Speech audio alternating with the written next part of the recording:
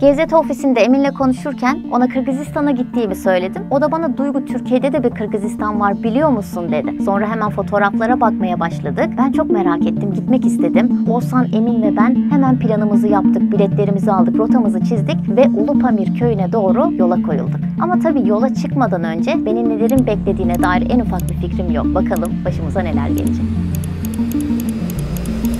Uzun bir yolculuğun ardından Ulupamir köyüne ulaştık. Ben çok heyecanlıyım bu köyde yaşayan insanları tanımak ve bu köyü görmek için. Hiç vakit kaybetmeyelim. Hemen başlayalım.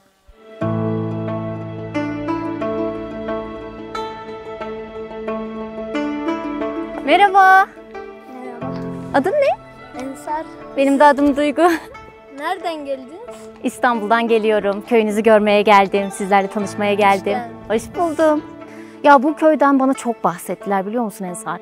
Yani Emin özellikle dedi ki o kadar güzel bir köy ki, insanlar o kadar iyi ki mutlaka görmen lazım dedi. Herkes birbiriyle komşu, birbiriyle samimi. Herkes geçerken birbiriyle selam veriyor. Aynı senin bana yaptığın gibi. Evet. Ya ben işte bir yabancıyım, burada yürüyordum. Evet. Köyün yolunu bulduk, işte içeri doğru yürüyordum. Ya biraz da çekindim açıkçası, hani tanımıyorum hiç kimseyi sonuçta, değil mi? Evet. Sen bana selam verince dedim tamam, ben bir dost buldum burada. Evet. Ulupamir köyüne gelir gelmez beni ilk karşılayan kişi Ensar'dı. Bütün bu macera boyunca hep yanımda olan kişi oldu, hep benimleydi. O yüzden de Ensar aslında köydeki benim ilk dostum. Merhaba. Hoş geldiniz. Hoş bulduk. Duygu ben. Ben Nazlı. Nazlı abla nasılsın? Hamdolsun. Siz nasılsınız? Ben de iyiyim. Hoş buldum. Akşamüstü biraz serin. Evet. Serin Hava şu an olduğu çok için- güzel. Evet. Akşamları burası böyle oluyor. Ondan sonra saat 8-9'dan sonra dışarı çıktığın zaman üstüne bir şey alman lazım. Evet, şu an biraz hafif daha da serinlemeye evet, başladı. Evet, serinler. Peki köyde hayat nasıl abi? Çok güzel anne. Biz işte göreve gidiyoruz, güvenlik korucuyuz. O görevden geliyoruz, günlük faaliyet işlerimizi yapıyoruz. Bazen gidiyoruz, top oynuyoruz, maça gidiyoruz, öyle şeyler. Ne güzel.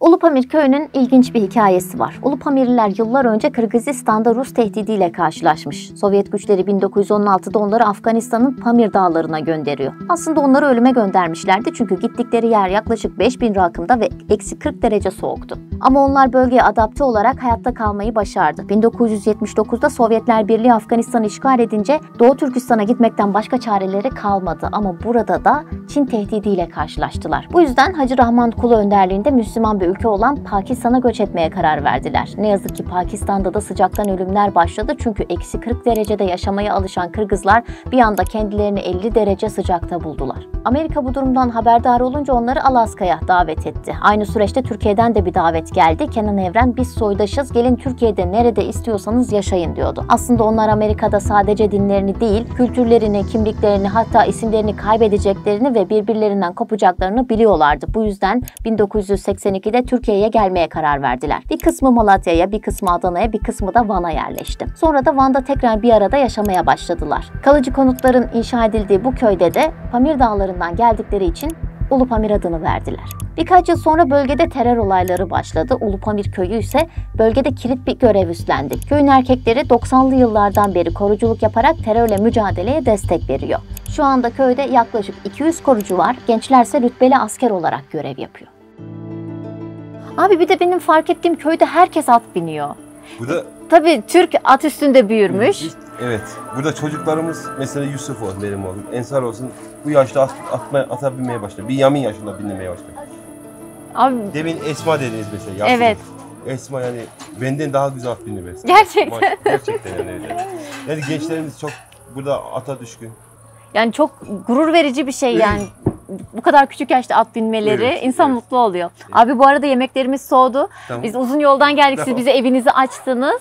Ve Evet. yani böyle bir sofrayla bizi karşıladınız. Teşekkür demek, ediyoruz ne demek, afiyet olsun. misafirperverliğiniz için. O zaman Çok sevindik siz gelmenize. ya gerçekten. Gerçekten sevindik, gerçekten.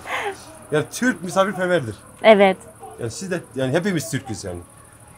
Aynı kandan, aynı Evet. Soydaşız. soydaşız, hoş gelmişsiniz. Kardeşiz. Hoş bulduk geldiniz, abi. üstümüzde yeriniz var. Sağ ol abi ya. Ben Ha. duygulanıyorum böyle Ya olunca. kaç gün isterseniz kalabilirsiniz. Ya teşekkür ederiz. Gerçekten hiç yani. Sağ olun. O zaman yiyelim artık. Yiyelim, hoş Afiyet olsun.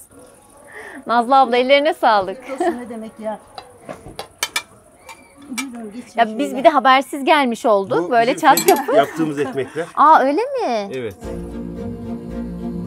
Geldiğimizde çok yorgunduk, çok yol yorgunuyduk. Hemen aslında uyumak istiyorduk. Yolda bunu planlamıştık ama geldiğimizde bizi o kadar güzel karşıladılar ki çok güzel bir ortam oluştu burada. Yemekler yedik falan. Uyumak istemedik. Ve uykumuz da açıldı. Sonra hep birlikte yemek yedik, akçay içtik. Bu arada elimdeki de akçay. Bu da çını. Çınının içinde akçay var. Akçay sütlü çay oluyor. Tadı da çok lezzetli. Bu sabah da bu evde uyandık. Ulupamir köyünde ilk sabahım. Ve hava çok temiz. Sıcak ama rüzgar da esiyor. Şu anda dağlara karşı çayımı içiyorum. Oldukça keyifli. Gelenek görenekleri öğrenmeye devam edeceğim. Bu arada benim beklentim bu kadar samimi bir ortam değildi. Çünkü buradaki insanları tanımıyorum, onlar beni tanımıyor, ilk defa karşılaşıyoruz. Yani bu kadar bizi benimseyeceklerini, kucaklayacaklarını beklememiştim. Buna çok şaşırdım. Ailem gibi davrandılar bana. Ben de kendimi evimde ve ailemle birlikte hissettim. Ya bu çok şaşırtıcı bir misafirperverlik ve bu kadar sıcak olacağını da beklemiyordum. Buna çok şaşırdım.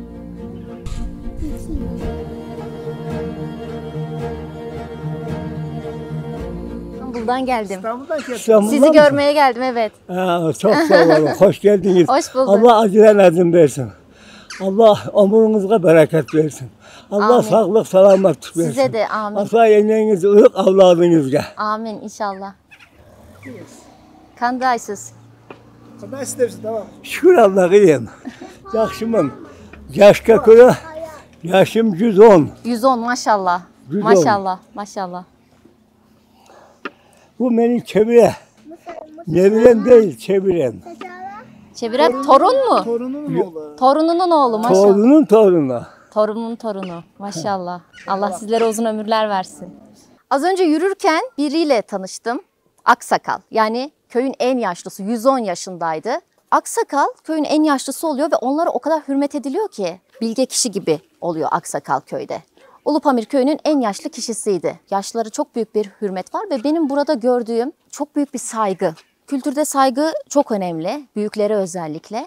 Kültürü korumaya çok büyük bir özen var. Köye gelen herkes gözlemleyebiliyor. Göze ilk çarpan şey bu büyük saygı oluyor. Merhaba. Merhabalar. Hoş geldin. Hoş buldum. Kandaysız. Kırgız mısın? Değilim. Onun Kırgızca söylüyorsun. Biraz biliyorum. Biraz. Ne kaç öğrendin onu? Arkadaşlarımdan öğrendim. Yakışıklı. Al bana Teşekkür onlardan ederim. al da. Merhabalar. Nasılsınız Duygu? Hoş buldum. Memnun oldum. Merhaba, hoş bulduk. Şöyle size takdim edelim. Çok teşekkürler. Güzel oldu. Ya şu anda zaten o sıcak karşılaşmayı herhalde görebiliyorsunuz. Böyle hemen bir samimi ortam oluşuyor. Hemen hediyeleşmeler oluyor. İnsanlar bizi burada çok güzel karşılıyorlar. Teşekkür ederim misafirperverliğiniz için. Burada çok güzel, birbirinden güzel el sanatları ürünleri var. Burada kurs da veriliyor. Kültürün de devamı için gençlere de bu geleneksel ürünleri tanıtmış, öğretmiş oluyorlar. Çok güzel şapkalar var. Bunları sosyal hayatta da insanların taktığını yolda yürürken görebilirsiniz. Neredeyse herkesin başında bu şapkalardan var. Bana da burada çok tatlı bir çanta hediye ettiler. Ulupamir'deki maceram boyunca da bu çantayı kullandım. Hoş bulduk. Nasılsınız? İyiyim. Merhaba. Oy yavrum. Hoş geldiniz. Hoş buldum. Merhaba, hoş buldum. Hoş geldiniz. Hoş geldiniz. Merhaba, hoş buldum. Merhabalar. Şimdi bana şöyle söylediler. Normalde evin baş köşesine aksakal, yani en büyük kişiler oturur. Kapı yanına doğru da gençler, çocuklar daha çok otururlar. Ama beni baş köşeye oturttular. Ben de buna şaşırdım. Bu şöyle, hani bizde şöyle bir şey var. Kırgızca üydün sahibini törden tanı deyin. Siz misafir geldiğiniz için yani sizi ev sahibi gibi ağırlıyoruz. Çok rahmat. Çok rahmat. Şimdi de biz çok güzel yemek yiyoruz. Kırgız mantısı var burada. İşte çorba var. Neydi? Aş. Aş çorbası var. Mantı, pilav, kaymak ve kavurma. Kavurma. Evet. Üstüne kavurma yedik, bitti. Evet. Şimdi şey var, sallaça var. Sallaça. Diyoruz. Hamurdan yapılıyor. Bundan bir da nevi tatlı gibi bir şey. Sallaça. Tatlı gibi. Evet. Duygu. Aa, çok güzelmiş. Atetiymiş biliyor musun? O Ateti. atet evet. Aha, Ben ateti çok seviyorum. kesinlikle. Onu Kazakistan'da da yemiştim ben atetini. Evet. Çok lezzetli. çekme. Gerçekten yedin mi? Yedim. Tamam sen Türksün. Ateti kımız içtim. Kımız içtim. Tamam güzel. Çok güzelmiş bu da. Evet. Çok güzel evet. Şimdi burada şey yaparsan bir ay falan kalırsan kilo alırsın. Galiba şimdiden aldım. O zaman aşk olsun. Rahmat.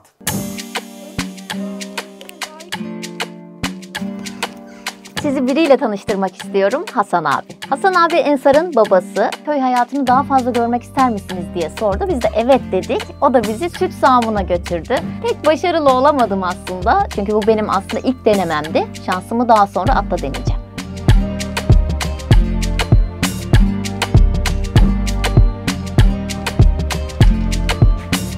Şu resim okulumuzun sembolü. Geçen sene boyattığımız zaman bunu şey yaptık hani silindi. Evet. Bunu çizen kişiyi biz ta şeyden getirdik. Van'dan merkezden Aha. getirdik. Tekrar aynısını çizdik. Kız kaçırma oyunu var tamam mesela. Ata kız biner. Çocuk da atla beraber kızı kovalar. Kız kaçar Çok güzel. kovalar sonra yakalarlar öyle bir şey var. Oyun var. Gelenek de var Gelenek. oyun olarak. Evlilikle alakalı bir şey mi? Evet. Evet. Yani ona değer verdiğini, onun peşinden koştuğunu, yani onu ne kadar sevdiğini falan anlatan bir fikir var. Çok güzel. Bak şuraya manası çizdirdim. Mesela bizim çocuklara bu kim diye soruyorduk. Bilmiyorlardı. Şimdi artık tanıyorlar Manas. Manas destanı yani Türk destanı. Şimdi hepsi tanıyorlar. Artık çocuklar Manas olduğunu biliyorlar. Yani özgeçmişini artık unutmuyorlar. Sırf yaşatmak için Manas oraya çizdirdik. Bravo abi. Evet. Vallahi çok güzel bir iş yapmışsınız. Peki içeride ne var? İçeride şey var. Halı kursuna gideceğiz. Halı kursu. Hadi Evet, bakalım. aha. Bayanlarımız. Orada el emeği göz nuru. Hadi. Halı nasıl dokunuyormuş? Halı dokuma kursuna gittik. Orada yine böyle 40 yıllık dostmuşuz gibi bir sarılma aynı şekilde gerçekleşti. Burada geleneksel Kırgız motiflerini halılara işliyorlar. Kök boyalarla yapılıyor. %100 doğal bu halılar. Ve koyun yününden yapılıyor bu halılar. O yüzden oldukça da sağlıklı bunları kullanmak. Burada hem öğreniyorlar halı dokumayı hem de köy kadınlarının istihdamına da katkı sağlayan bir kurs. Oldukça keyifliydi benim için.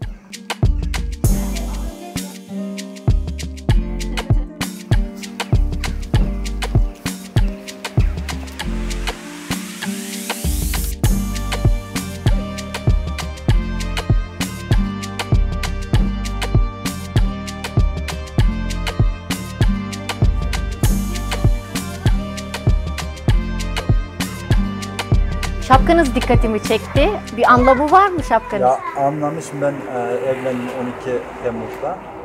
Evlendikten sonra benim kaynanam izin verene kadar geri çıkartmamı kafamızda kalıyordu. Aa, kültür böyle yani kaynananızın izin ortalama- vermesi lazım. Ortalama bir ay falan sürüyor. Ne kadar süredir başınızda? 12 Temmuz'dan beri. Çok güzel ya. Ben burada görüyorum herkesin neredeyse başında Ya var. genelde yaşlılar giyiyor, bir de Evet. damatlar giyiyor, yeni damatlar giyiyor. Herkes de anlıyor sizin yeni Aynen, evlendiğinizi. herkes de Aa, anlar. çok güzelmiş. Bir nevi yüzük gibi bir şey. Evet. Şimdi buradan gidince şapkayı çıkartırım diye düşünüyorum. Mesela şort giyemezsin. Nasıl olsa görmeyecek diye. Aynen. Capri şort tarzı şeyler giyemezsin. Mesela ben ilk 2-3 güne kadar uzun kol giyiyordum. Sonradan izin verdiler, tişörte geçtim. O kadar yani. Aynen o kadar. Yerim sizi ya. Bu ne tatlılık kızlar ya bak. Bak şuna ya, tişörtün çok güzelmiş, Türk bayraklı. Şu anda çok aslında önemli bir yerdeyiz. Burası köyün bakkalı. Aslında bir nevi meydanı gibi. İnsanlar burada toplanıyorlar özellikle akşam vakitlerinde. Yaşlısı, çocuğu, genci hepsi burada. Oturuyorlar, burada vakit geçiriyorlar. Sosyalleşme alanı olarak aslında burayı belirlemişler. Çünkü köyde sosyalleşecek başka bir alan yok. O yüzden burada birlikte otururlar, sohbet ederler, bir şeyler içerler, bakkaldan bir şeyler alıp. O yüzden böyle bir toplanma alanı gibi bir yerdeyiz şu an. Motorlar geçsin mi? İnsanlar burada çok sıcakkanlı. Zaten artık anlatmaya gerek yok, görüyorsunuz yani.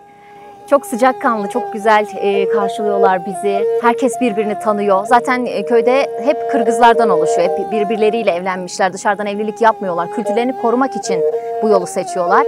Kültürlerinin bozulmasından çok korkuyorlar ve bunu korumaya çalışıyorlar ellerinden geldiğince, yaşatmaya çalışıyorlar. Geleneksel kıyafetlerle giyinen herkesi burada görebilirsiniz geldiğinizde ve mutlaka gelin. Burada vakit geçirmek çok keyifli benim için. Beni çok etkileyen bir yer oldu Ulupamir.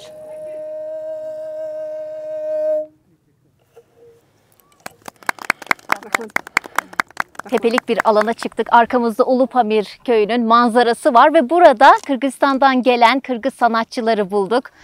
Muhabbet ettik, sohbet ettik. Dedik ki bizim için yöresel enstrümanları çalar mısınız? Onlar da bizi kırmadılar. Şimdi onları dinleyelim. Manas destanıyla başlamayı düşünüyoruz. Sizler için Kukutay'ın bir dedemiz olan onun aşından bir parça.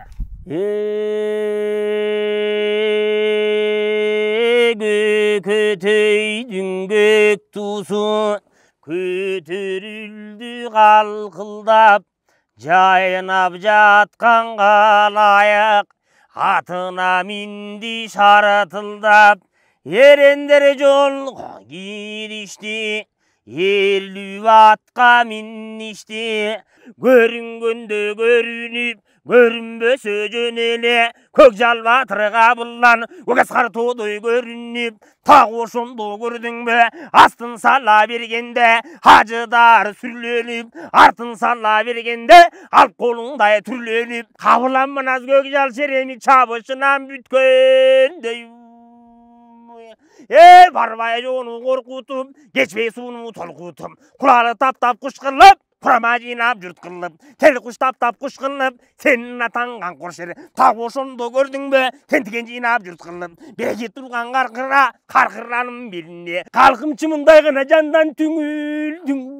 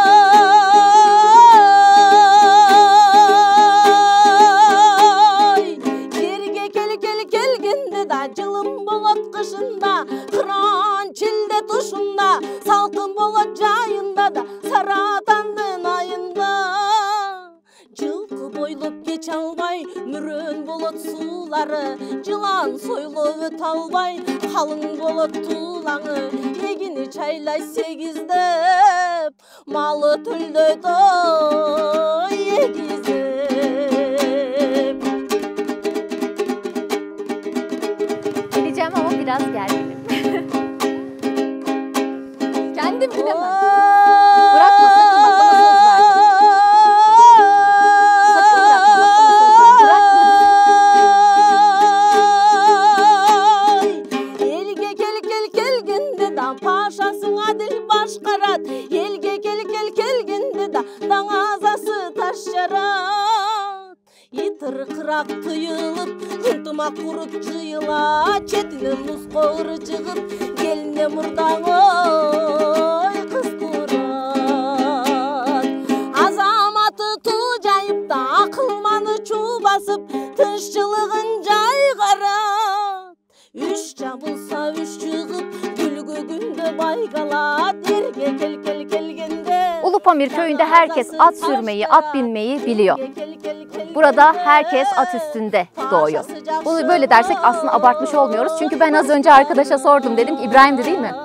Az önce ben İbrahim'e sordum, dedim ki kaç yıldır at biniyorsun? O bana sadece güldü çünkü benim sorum çok saçmaydı. O zaten at üstünde doğmuştu.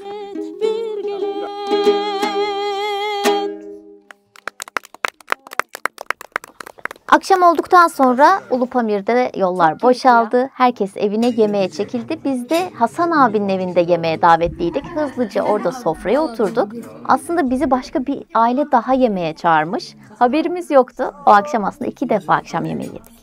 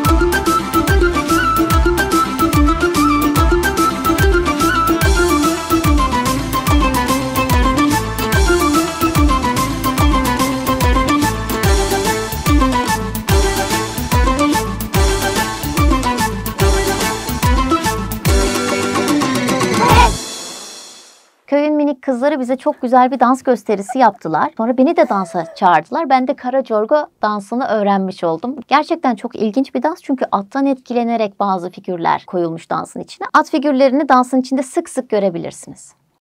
Burası çok enteresan bir yer. Herkes bizi evine davet ediyor. Evine gitmediklerimizde trip atıyor. Şimdi biz Yakup abinin yanına gideceğiz. Yakup abi de Kökbörü Derneği'nin başkanı. Atlarla da çok haşır neşir biri. Ben orada biraz at sağmaya çalışacağım. Bakalım başarılı olabilecek miyim? Pek umudum yok ama. Yakup abi, kandaysız. Ay abi çok yaklaşıyorum. Korktum. Sevebilirsiniz. Zaten İstemiyor mu? tayından endişe yapıyor. Yeni olduğu için abi, tayına zarar verir. korkuyorum diye. Biraz. Farkındasın, mesela ben dokunduğum zaman pek tepkisi yok. Evet bak Şimdi sevdi beni. Sevdi. Bozkır. Ay sevdi beni galiba. Evet. Bir hoş geldiniz dedi. Bir hoş geldin dedi bana kendi dilinde. Yusuf gel. Dişi mi? Erkek. Karacorgo. Bunu Korkma Yusuf oğlum. için yetiştireceğiz. Aa Yusuf'la Yusuf'un beraber atı büyüyecekler. olacak. Yusuf gel sevelim. Yusuf'u tanıyor. Ben en son 3 yıl önce içmiştim kımızı. Gene bir Kırgızistanlı arkadaşım bana denetmişti, tattırmıştı. O zaman çok beğenmiştim. Ama tabii tadını unuttum. Şimdi de Ulupamir yayla kımızını denet edeceğiz inşallah. Memnun İnşallah kalırsınız. hadi bakalım. O zaman sağalım Sağıma mı? geçelim. At sağımı yaylada tayları kögön dediğimiz Rahmat. böyle iplere bağlanır. Sürü halinde bir aygır olur. Bir 10-15 tane kısranan bir aygır olur. Yaylaya salarız. Zaten aygır atı dağıtmıyor. Sahiplendiği için, liderlik yaptığı için belli bir mıntıkada otlatıyor. Oradan getirip yarım saatte bir sağmak lazım atı. Çünkü bir anda inek gibi 10-15 litre çıkmaz. Yarım litre veya da daha az diyebilirim. O yüzden daha da kıymetli oluyor. Evet. Ha burada da mesela normalde getirip bir yarım saat bir saat tayin ayırmamız lazımdı. Zamanımız yok ama size şu an sağıma geçebiliriz. Tamam bakalım. Yusuf çeleğinde geç. Asız. Ama abi ben biraz gerginim onu söyleyeyim. Şimdi şöyle. Atın mesela attan korkunuz veya da ata güvenmiyorsanız normalde iple şu şekil eli bağlanır. Tek ayağı yukarıda olduğu için o diğer ayağından tekme atması falan Atmaz söz yani konusu yaparsa değil, tabii. zaten düşer. Evet. mesela normalde mesela elini buradan çevirerek sağlar. Biz burada mesela size daha rahat yolunu göstermek için çok Sakinleştiriyorsun bir yandan evet abi. alışsın yani. Herhangi bir gıdığı olabilir veyahut da herhangi bir huysuzluk yapabilir. Yapmaması için önce alıştırıyoruz. Hatta ben elini kaldırayım ilk sağımı siz yapın. Yusuf Ay tırnağım değil. iki parmakla çekebilirsiniz. Dur kızım dur. Dur. Ay abi gerildi at. Gel kızım. Tayı emdiği için bir an önce süt bırakmamış bize. Yok mu sütü şu an? Evet tayı halletmiş. Bitmiş. Evet. Şans. Biraz geliyor sanki çok az. Evet. Tamam biraz deneyeyim o zaman. Tabii. Severek önce. Bozkır. Iskır kızım. Sakin ol kızım. Aa gidiyor. Evet. Vay be. Bitmiş ama sütü Evet, evet. tayı Çok emdi. damla damla geliyor. Tayı emdi. Ama yani şu an yapabildiğimi görmek bile Evet. beni sevindirdi. Ya bu kadar yaklaşıp sağıma başlamak bile çok büyük bir başarı. Gerçekten. İlk defa değil mi? İlk defa abi. Ya, tebrik ediyorum. Sağ ol. Çok geliyor şu an ya.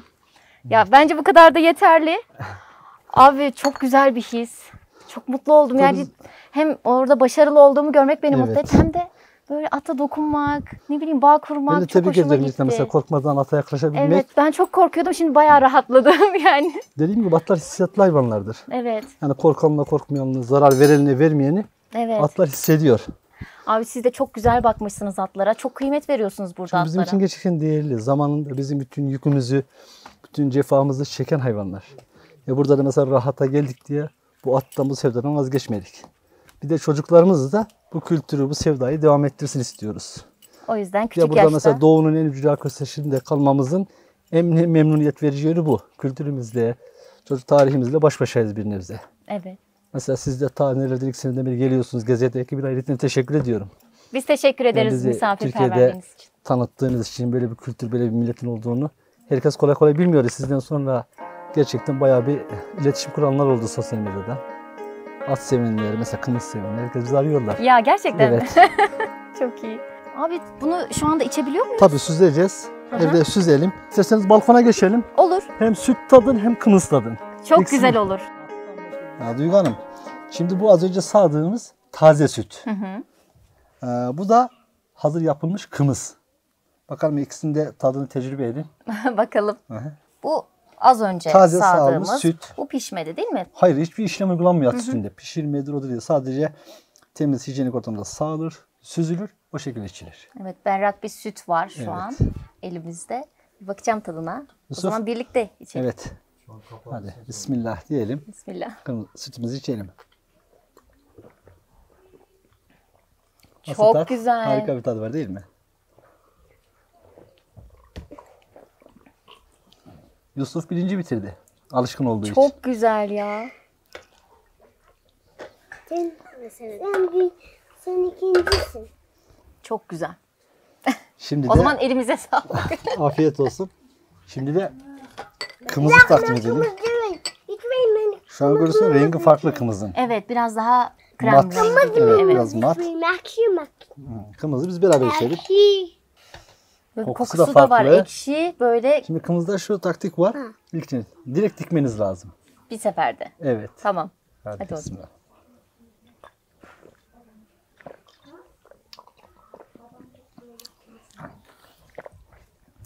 Çok fark Çok var güzel. diyeceksiniz. Ama aralarında çok güzel. fark var değil mi? Çok fark var. Bu benim daha önce içtiğimden, ben daha önce 3 yıl önce falan içmiştim. Daha güzel. Kımızdan çok içersek bir şey olur mu ya da sütten? Kımızdan Yani ben şöyle, biraz daha içmek istiyorum da. Tabii. Ben size ikram edeyim. Bu fermente olduğu için çok bir size şey yapacağınızı zannetmiyorum. Tabii gene ölçüyü kaçırmayalım. Değil mi? Genel ölçümüz nedir? Evet. 2 bardak kahve bence. Tamam. Uyarıyı da aldım. Biz artık yemeklerden sonra mesela Türklerde kahve keyfi vardır. Bizde Evet. de kımız keyfi. Yatmadan önce balkonda serin otururuz, birer bardak kımızımı içeriz, öyle yatarız. Ya burada yaşamamızın bize en büyük katkısı toplu yaşamamız. Kültürümüzü, atımızı, toyumuzu, Aksakal Meclisi'ni hiçbir şeyi kaybetmedik. Mesela ben Sakarya'da 2 sene yaşadım, Ankara'da 1 sene yaşadım. Bu ortamda kopamadığım için geri dönmek zorunda kaldım.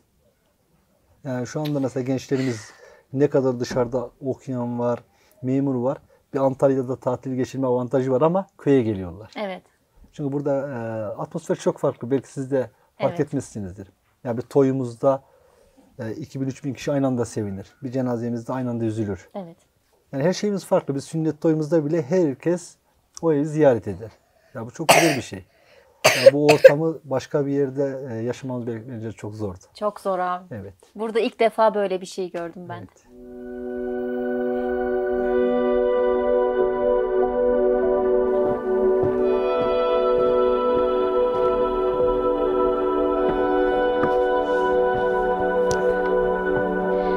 Ulupamir köyünden ayrıldık. Biraz duygusal hissediyorum kendimi, üzgünüm oradan ayrıldığım için. Çünkü çok kısa sürede oradaki insanlarla, Ulupamir köyündeki insanlarla bağ kurduk. Çok fazla dostum oldu orada. O yüzden biraz ayrılmanın hüznü var içimde. Çantamı toplarken de aynısını hissettim, yola çıkarken de. Ulupamir köyündeki insanlar o kadar misafirperver, o kadar samimi ki kendinizi onlardan biri gibi hissediyorsunuz. Kısa sürede aile gibi hissediyorsunuz. Sizi hemen sarıp sarmalıyorlar. Ve insan bu samimiyetin karşısında mahcup oluyor. O mahcubiyeti de hissettim. Bunlar çok özel insanlar. Köyde, Ulupamir köyü de çok özel. Çünkü o bölgedeki tek Kırgız köyü, aslında Türkiye'deki tek Kırgız köyü. Ve Kırgızistan'dan bu kadar uzakta, kilometrelerce uzakta kendi kültürlerini yaşatıyorlar.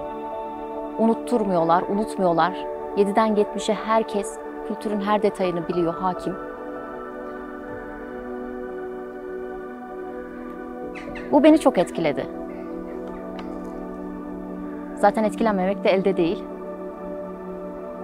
O yüzden biraz ayrıldığım için üzgünüm. Şimdi de Atayurt'a geldik. Atayurt'tayız. Burası da Türk kültürünün, Türk dünyasından çok fazla enstantane olan bir yer. Birazdan burayı gezeceğiz. Başlayalım.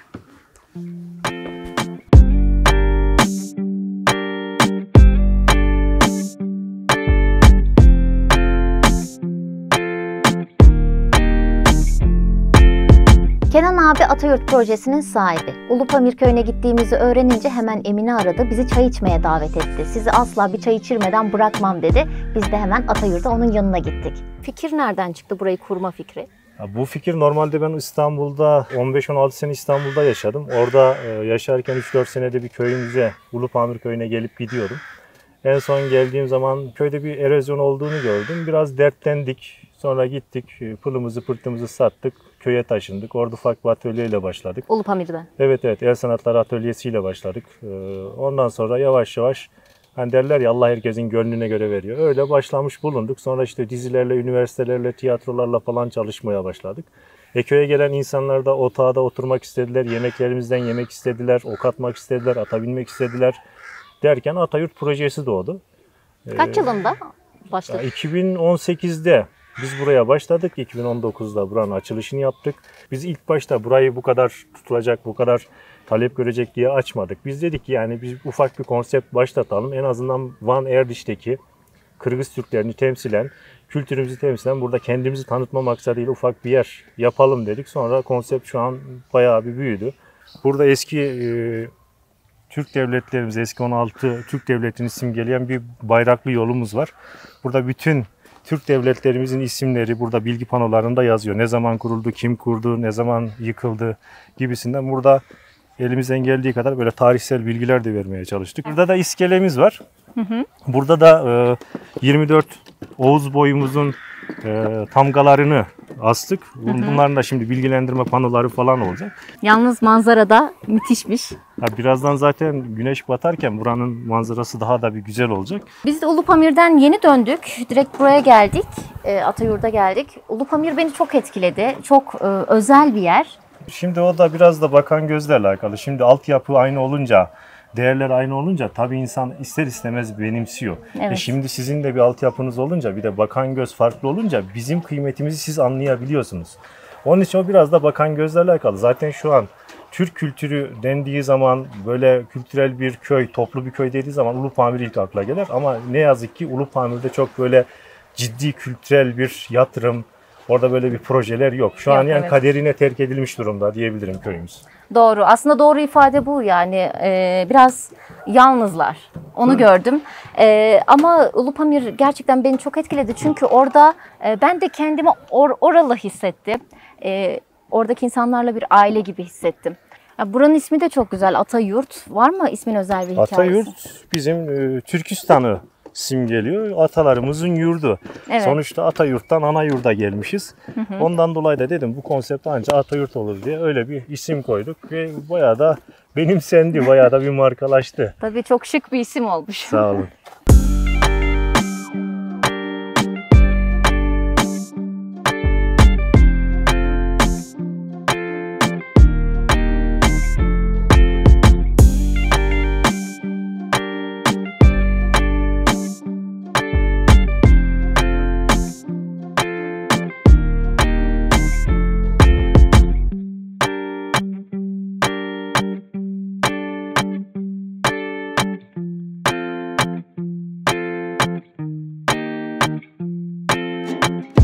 İstanbul'dan çıktığımız yolculuğu Atayurt'ta tamamladık. Ulupamir'de çok farklı 2 gün geçirdik. Aslında yolculuğa başlarken bu kadar etkileneceğimi de düşünmemiştim. Beni en çok etkileyen şey de insanların birbirlerine bu kadar bağlanmış, kenetlenmiş olması, kültürlerine bu kadar hala bağlı olmaları. Onlar gerçekten birbirlerinden, kültürlerinden uzakta yaşayamazlar. Bunu kendi gözlerimle gördüm. Kendimi gerçekten Kırgızistan'da gibi hissettim. Gerçekten de Türkiye'de bir Kırgızistan varmış.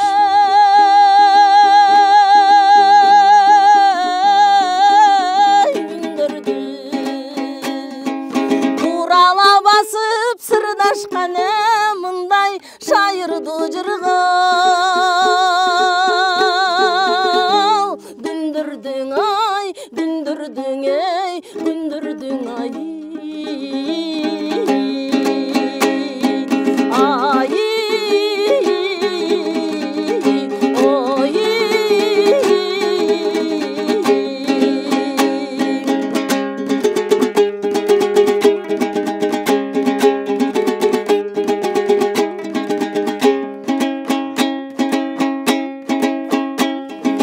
Yaştıktığına kanday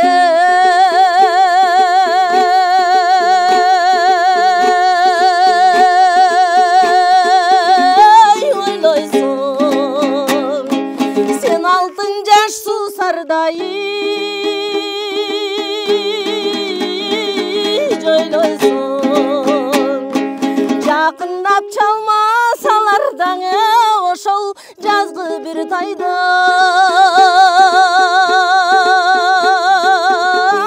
oynoysun ay oynoysun ey oynoysun koysun ay. Ay oy.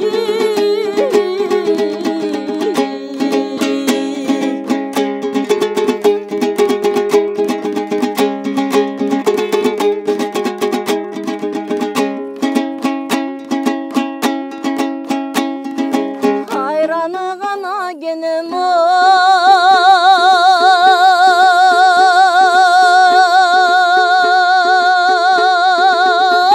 kımız bol.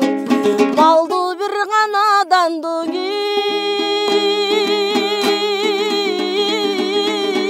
cerimiz. Jigiti şayır kız altına mınday kımbatı kırgız. Eli biz ay, eli biz oy, eli biz ay.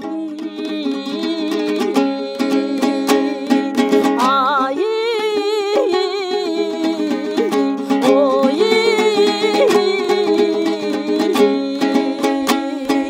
Ay oy.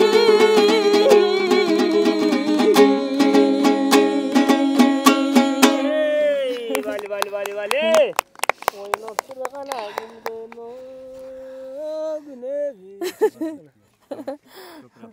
Rahmat, var bolыңыздар.